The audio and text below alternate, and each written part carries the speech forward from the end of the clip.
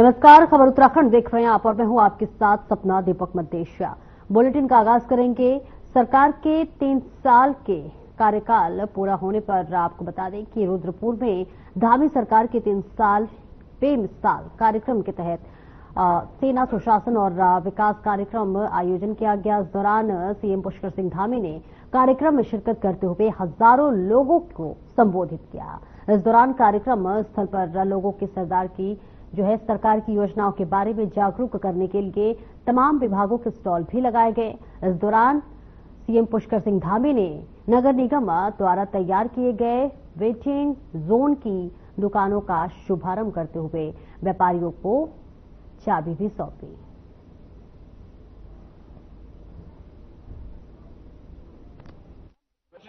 आगे बढ़ाने के लिए हर चुनौतियां, हर आने वाली समस्याएं, उन सब का सामना करते हुए हम आपके प्रधानमंत्री नरेंद्र मोदी के सहयोग से आगे बढ़े। हमने जो अपना दृष्टि पत्र जनता के समक्ष 2022 में प्रस्तुत किया था, उसके लगभग 70% से ज्यादा उसके जो हमने प्रस्ताव थे, उन प्रस्तावों पर काम कर लिया है और जो बचे हुए 30% आने वाले समय में हम 2027 के चुनाव से पहले उन सब पर भी काम कर लेंगे। राज्य का समेकित रूप से विकास हो, एक कोने से लेकर दूसरे कोने तक हर जनपद, हर ब्लॉक, हर ग्राम सभा समान रूप से आगे बढ़े।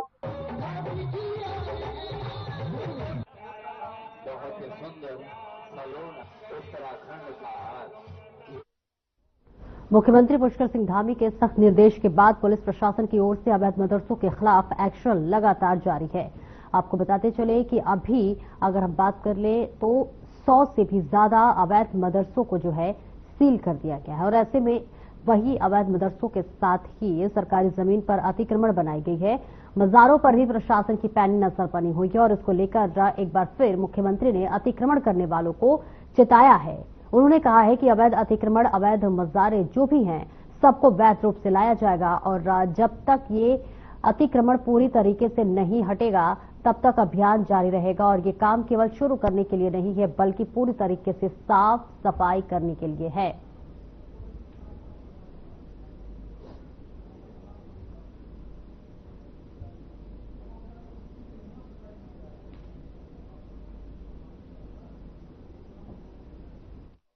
मजार हैं, अवैध जो भी हैं, जो इलीगल है, सबको लीगल रूप में लाया जाएगा और जब तक ये अतिक्रमण पूरी तरह से इंक्रोचमेंट नहीं हटाया जाएगा, नहीं हटेगा, तब तक ये अभियान जारी रहेगा। और ये काम केवल शुरू करने के लिए नहीं है, ये काम बिल्कुल पूरी तरह से साफ सफाई करने के लिए।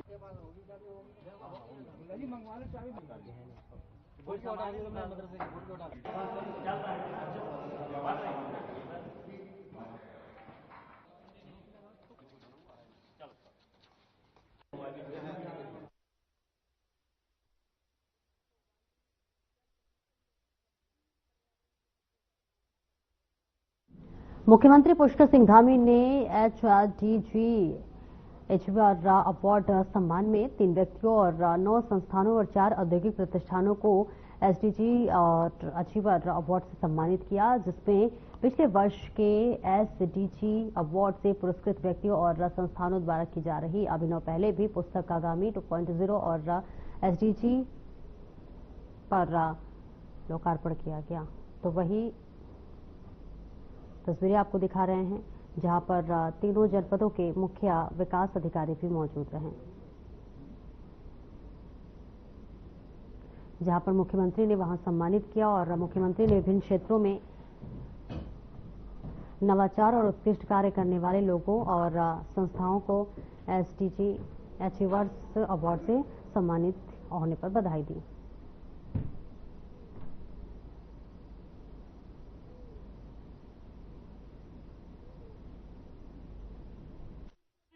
आप देखिए, अभी हम लोगों ने यहां पर यूसीसी को लागू किया।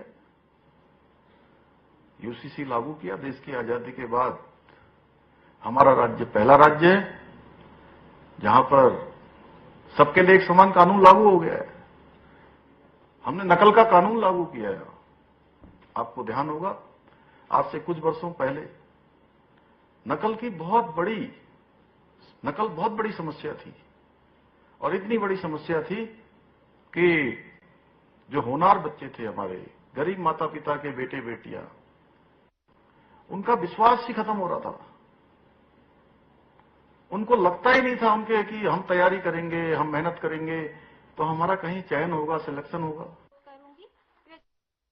और उत्तराखंड प्रदेश में बीजेपी सरकार के 3 वर्ष का कार्यकाल होने पर जहां प्रदेश भर में बीजेपी कार्यकर्ताओं में उत्साह का माहौल व्याप्त है, जिसके चलते सरकार द्वारा प्रदेश भर में कहीं शिविर लगाकर तो कहीं सफाई अभियान चलाकर तो कहीं जुलूस निकालकर तो कहीं बहुउद्देशीय एवं चिकित्सा शिविर लगाकर तरह तरह के अनेक प्रोग्राम आयोजित किए जा रहे हैं। और इसी क्रम में जयपुर परिसर में बहुउद्देशीय शक्ति विकास मेले का आयोजन किया गया। प्रभारी मंत्री कैलाश पंत व काशीपुर भाजपा नियुक्त जिला अध्यक्ष मनोज पाल की अध्यक्षता में जसपुर एसडीएम के नेतृत्व में उत्तराखंड प्रदेश में बीजेपी सरकार सेवा सुशासन और विकास के 3 वर्ष कार्यक्रम का आयोजन किया गया, जिसमें प्रदेश से पुष्कर सिंह धामी सरकार द्वारा पिछले 3 वर्षों में प्रदेश के हित में किए गए।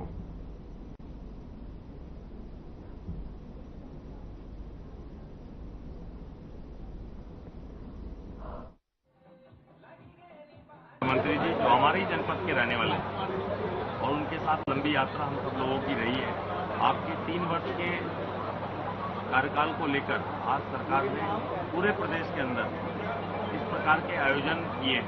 उसमें हमारे सरकार की ओर से आज के हमारे मुख्य अतिथि आदरणीय कैलाश पंत जी भाई साहब जो ये राज्य मंत्री हैं, आपको भेजा गया है।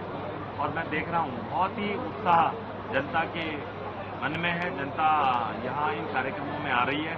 उत्तराखंड सरकार के तो 3 वर्ष हैं सेवा, सुशासन और विकास की, इन मुद्दों पर पूरे प्रदेश में हमने ब्लॉक स्तर पर, तहसील स्तर पर इस प्रकार के बहुउद्देशीय शिविर लगाए हैं।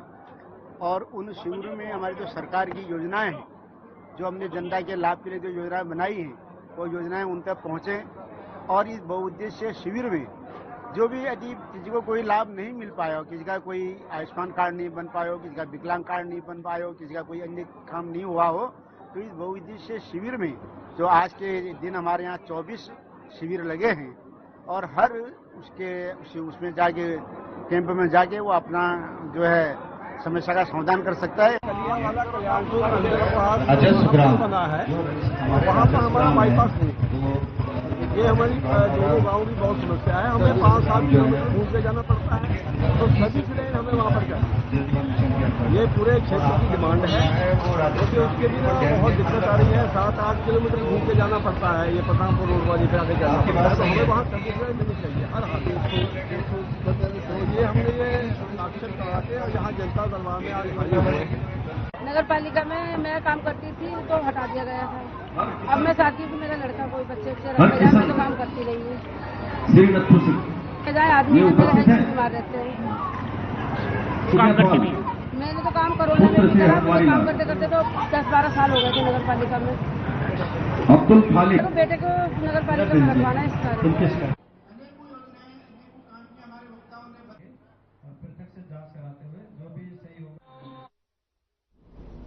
वरिष्ठ कांग्रेसी नेता और पूर्व कैबिनेट मंत्री स्वर्गीय डॉक्टर इंदिरा हृदयेश्वर की 84वीं जयंती पर हल्द्वानी के स्वराज आश्रम में कांग्रेस द्वारा सभा आयोजित की गई और इस दौरान कांग्रेस कार्यकर्ताओं और नेताओं ने उनके साथ बिताए पलों को याद करते हुए उनके योगदान और दूरदर्शी विकास योजनाओं पर चर्चा की।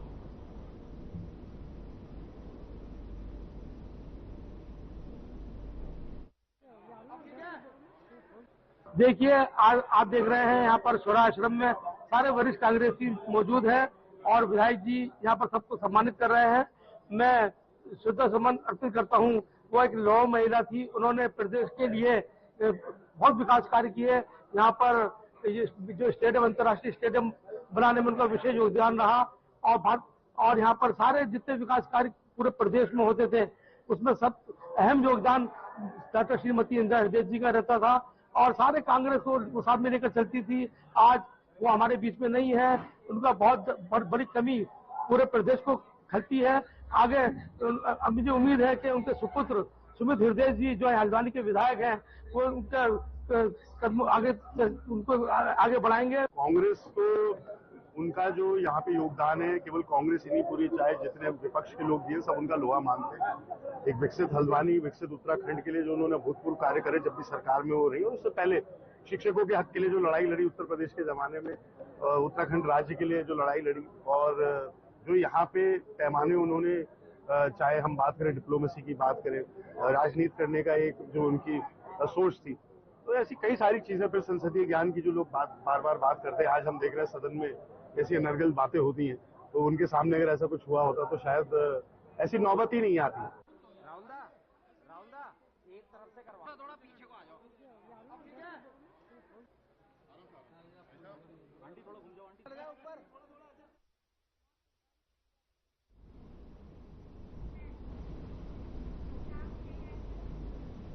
त्रिस्तरीय पंचायत चुनाव की कार्रवाई जहां पर शासन स्तर पर चल रही है, वहीं राज्य निर्वाचन आयोग ने भी अपनी तैयारी शुरू कर दी है। आपको बता दें कि राज्य निर्वाचन इन दिनों ग्राम पंचायतों की खुली बैठक में वोटर लिस्ट का प्रदर्शन कर रही है और जिसमें नाम हटवाने और चढ़ाने को लेकर अभियान चलाया जा रहा है। राज्य निर्वाचन आयोग के सचिव राहुल कुमार गोयल ने बताया है कि अभियान 22 मार्च तक जारी रहेगा। जैसे ही मतदाता सूची दुरुस्त होगी उसके बाद मतदाता सूची का ऑनलाइन किया जाएगा और मतदाता का जो है सूची में छूट न जाए, इस दिशा में कार्य किया जा रहा है।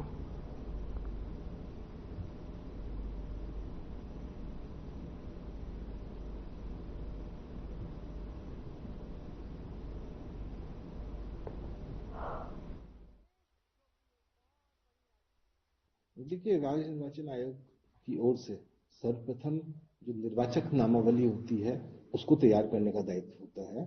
तो जहां तक वोटर लिस्ट की बात की जाए, इसका अंतिम पब्लिकेशन, जो फाइनल पब्लिकेशन होता है, वो 17 जनवरी को किया जा चुका था। इसके बाद जो है इसकी डाटा एंट्री इत्यादि भी पूर्ण हो गई थी। वर्तमान में इस निर्वाचक नामावली में कोई कमी न रह जाए, कोई नाम अगर छूट गया है या किसी को कोई करेक्शन करवाना है या फिर कोई गलत नाम अगर चढ़ा है उसका डिलीशन होना है, तो इसके लिए एक विशेष अभियान जो है आयोग द्वारा समस्त जनपदों में चलवाया जा रहा है।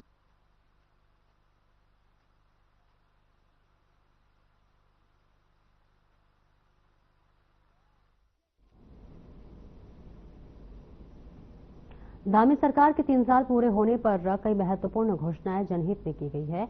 उनमें सबसे बड़ी जो घोषणा थी वह है उपनल कर्मियों के नियमितीकरण की थी। दरअसल आपको बता दें कि समय समय पर उपनल कर्मी आंदोलनरत थे और उन्हें अपने भविष्य की चिंताएं सताने लगी थी। ऐसे में सीएम की यह घोषणा इन कार्मिकों के लिए राहत की बात जरूर है। उपनल कर्मियों के नियमितीकरण के लिए एक कमेटी का गठन किया जाएगा और उनके सुझाव और संतुष्टि के बाद सरकार नियमित करने को लेकर प्रक्रिया को आगे बढ़ाएगी।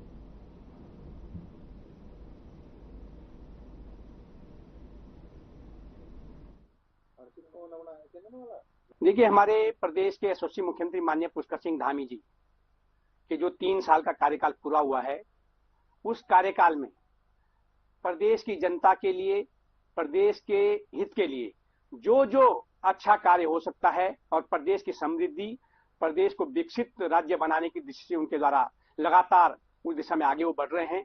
और इसी के तहत, क्योंकि हमारे प्रदेश के कई उपनल कर्मचारी हैं जो कई वर्षों से लगातार उपनल में काम कर रहे हैं, उनके हितों के लिए आदरणीय मुख्यमंत्री जी के द्वारा जो घोषणा की गई है कि उनके नियमितीकरण के लिए एक उच्च स्तरीय समिति बनाई जाएगी।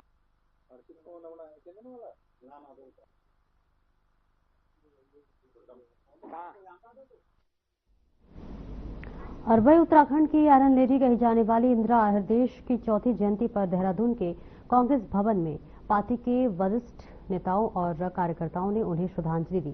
कांग्रेसियों ने कहा कि जिस तरह से इंदिरा हृदयेश ने उत्तराखंड के विकास के लिए अपना योगदान दिया है, उसको कभी भी भुलाया नहीं जा सकता है। इंदिरा हृदयेश जैसी सशक्त नेता उत्तराखंड के लिए नहीं मिल पाएंगी, क्योंकि उत्तराखंड के लिए उनका बड़ा योगदान रहा है। इंदिरा में विकास करने की क्षमता थी और ऐसे में इंदिरा हृदयेश की चौथी जयंती पर कांग्रेसी उनको श्रद्धा सुमन अर्पित करते हुए उन्हें याद कर रहे हैं।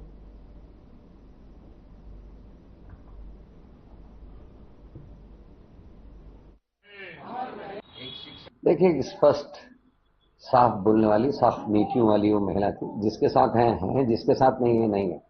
वो कभी अपने राजनीतिक लाभ के लिए डिप्लोमेसी का उन्होंने सहारा नहीं लिया। सच के साथ वो खड़ी रही, इसीलिए कई लोगों को उनकी कही भी बातें अप्रिय भी लगती थी। और लेकिन एक शिक्षक नेता के रूप में उन्होंने अपना राजनीतिक जीवन शुरू किया, और जैसा एक शिक्षक होता है वही व्यवहार उनका उनके अंतिम दिन तक भी बना रहा। हम लोग भी अगर सदन में कभी कुछ गलती कर देते थे या कुछ मजाक उजाक करते थे तो वो एज ए प्रिंसिपल हमको डांटने का काम करती थी। ऐसा लगता था सामने कुछ प्रिंसिपल आगे बैठ गई हैं। बहुत ही अच्छी थी। कई बार एमएलसी वो रही, उसके बाद वो हमारी संसदीय कार्य मंत्री रही।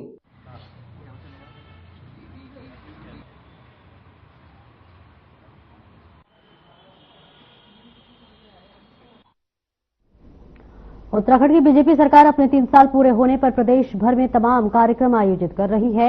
वहीं दूसरी ओर अगर हम बात कर लेते हैं तो आपको बताते चले कि कांग्रेस द्वारा बीजेपी सरकार के 3 सालों को विफलता भरा बताया जा रहा है। उधम सिंह नगर के कांग्रेस जिला अध्यक्ष हिमांशु गाबा ने प्रेस वार्ता कर सरकार के 3 सालों की विफलता के बारे में बताते हुए आगामी 2027 के चुनाव के कांग्रेस की सरकार बनाने का दावा किया है। और उन्होंने आगे आरोप लगाते हुए कहा है कि इन 3 सालों में सरकार के नेता जो है मालामाल हो गए हैं। और साथ ही उन्होंने कहा है कि सरकार इस मामले में लूटने का काम कर रही है, बल्कि प्रदेश के लूटने और किसानों को उत्पीड़न करने का भी काम किया गया है।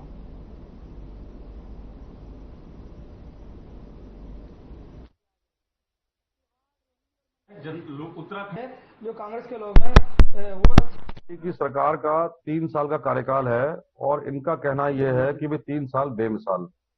और हमारा कांग्रेस जनों का कहना है कि जो इन 3 सालों में अगर किसी का फायदा हुआ है तो वो भारतीय जनता पार्टी की सरकार के नेताओं का और इनके मुख्यमंत्री का स्वयं का फायदा हुआ है। क्योंकि भ्रष्टाचार की अगर आप बात करो तो भ्रष्टाचार के इस सरकार में सारे रिकॉर्ड टूट चुके हैं। पूरी सरकार का और धामी जी का अगर कहीं ध्यान है तो वो खनन में है और वो आबकारी नीति में है जो इन्होंने बनाई है शराब के ठेकों को लेके। और हम बड़ी हैरानी की बात है, अभी हम परसों देहरादून से होके आए और पूरे देहरादून में चर्चा थी कि मंत्री की निगरानी में और सारे जितने अधिकारी हैं उनकी रेख देख में अपने लोगों को ठेके बांटे गए और किस तरीके से वसूली कर रही है। पूरे उत्तराखंड में इसकी चर्चा बनी हुई है। बेरोजगारी आज चरम पे है। ये जो जश्न मनाया जा रहा है, ये जश्न जो है उत्तराखंड ये जो जश्न मनाया जा रहा है। धामी सरकार के 3 साल पूरे होने पर लालकुआ विधानसभा क्षेत्र के युवा कांग्रेस नेता हेमवती नंदन दुर्गापाल ने सरकार पर तीखा हमला बोला है। उन्होंने धामी सरकार को अब तक की विफल सरकार बताते हुए कहा है कि राज्य भी में जो है भ्रष्टाचार, महंगाई और बेरोजगारी बड़ी है और सरकार ने जनता को झूठे सपने दिखाए और कोई ठोस उपलब्धि नहीं है। साथ ही उन्होंने कहा कि प्रदेश में बेरोजगारी चरम पर है और किसान परेशान है, महंगाई से लोग परेशान है। 3 साल में सरकार ने सिर्फ दिखावटी घोषणाएं की हैं।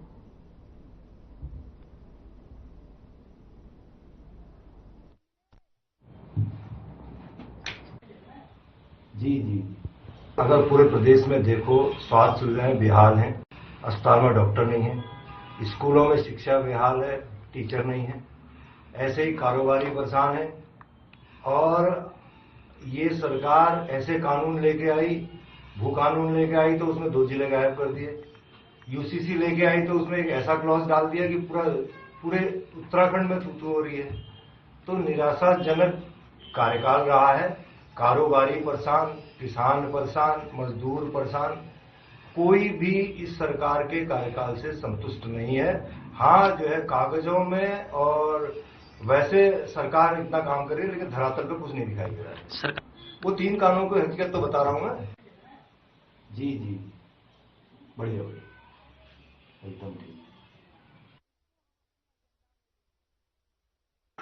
तो तस्वीरें आपको दिखा रहे जहां धामी सरकार पर कांग्रेस तंज कसते हुए नजर आ रही है और कांग्रेस का कहना है कि 3 साल में जो है लगातार किसान परेशान रहे, महंगाई से लोग परेशान रहे, जनता से सिर्फ झूठा वादा किया गया और कांग्रेस ये बड़ा आरोप लगाते हुए कह रही है कि धामी सरकार ने सिर्फ 3 साल में झूठी दिखावटी की घोषणा की और काम जमीनी स्तर पर कुछ नहीं हुआ है।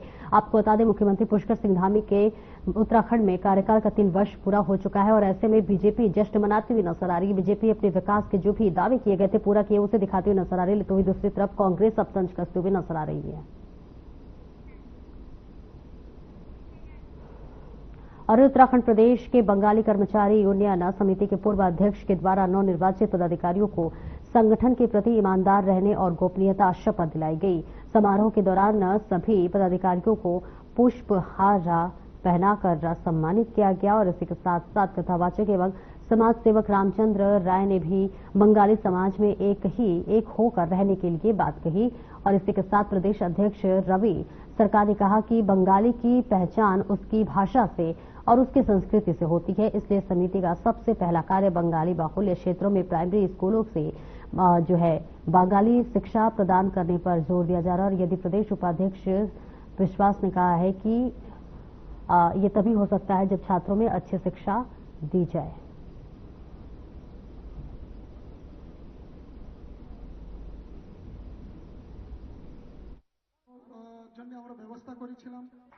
तो साफ स्पष्ट है कि सभी प्रकार के राजनीतिक बैनर को उतर के अपने सभी प्रकार के जो मन की जो एक अवधारणा उसको त्याग करके यदि आप बंगाली समाज के उन्नयन, विकास और उत्थान के लिए कार्य करना चाहते हो तो सब कुछ हटा के सिर्फ एक संगठन बनाइए जो कि दोनों राष्ट्रीय पार्टी का बहिष्कार कर अपना इंडिविजुअल कैंडिडेट उतार के ये लड़ाई लड़े, नहीं तो कुछ भी नहीं मिलने वाला है। क्योंकि ये लोग कहते रहेंगे कि हमें खाली अपना अपना अपना अपना, ये कुछ नहीं होना है जब तक अपने बगल की ईंट को फेंक के अपने बंगाली समाज के उत्थान के लिए अपना खुद का एक कैंडिडेट नहीं होगा, तब तक विधानसभा में जाके अपनी बात को नहीं रख सकते। देखिए, बंगाली कर्मचारी उन्नयन समिति एक ऐसी समिति है जो पिछले 30 वर्षों से अपने समाज हित में, राष्ट्र हित में काम कर रही है और हमारे गुरुजन लोगों ने इस समिति का गठन जिस आशा और विश्वास के साथ किया था, जिन उद्देश्यों को लेकर के किया था, इस बार के कार्यकारिणी की ये वरीयता रहेगी कि उन सभी उद्देश्यों में बिल्कुल आर पार की एक लड़ाई लड़े,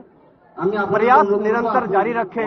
देखिए, काम होना ना होना ये बात की बात है, लेकिन हमारा काम है प्रयास करना, वो प्रयास हम लोग करेंगे। मेरे को इस संगठन ने उपाध्यक्ष की जिम्मेदारी दिया है। मेरे को विश्वास है, आशा है कि धरातल पर काम अब दिखने लगेगा।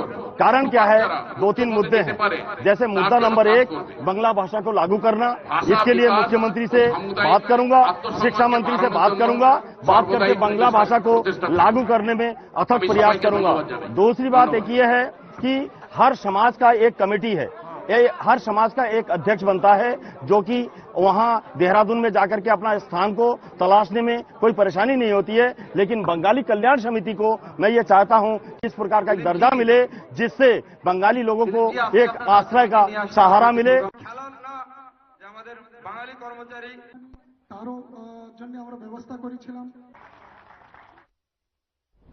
उत्तराखंड की धामी सरकार के 3 साल पूरे होते ही केंद्र ने भी राज्य को रिटर्न गिफ्ट दे दिया है।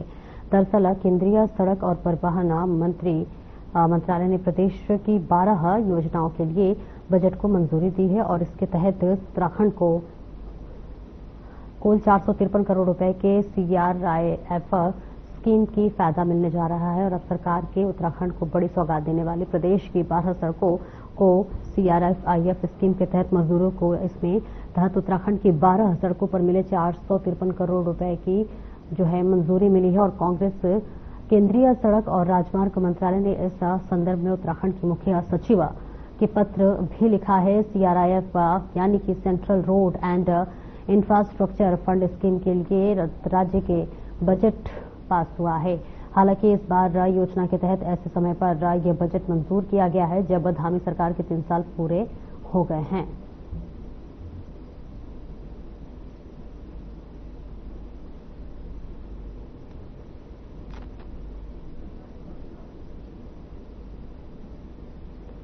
फिलहाल तस्वीरें आपको दिखा रहे हैं जहां पर 453 करोड़ की CRIF का निर्माण किया गया है। मंजूरी मिल गई है। 12 सड़कों को CRIF स्कीम के तहत मंजूरी मिली है। 12 योजनाओं के लिए बजट को मंजूरी दी गई है। आपको बताते चले कि ये बजट विकास के लिए अग्रसर होगा और इसी के साथ साथ स्थानीय लोगों के लिए, नागरिकों के लिए भी एक बड़ी सौगात बताई जा रही है जहां पर अब स्कीम का फायदा होता हुआ नजर आएगा। फिलहाल इस बुलेटिन में इतना ही। दीजिए इजाजत। नमस्कार।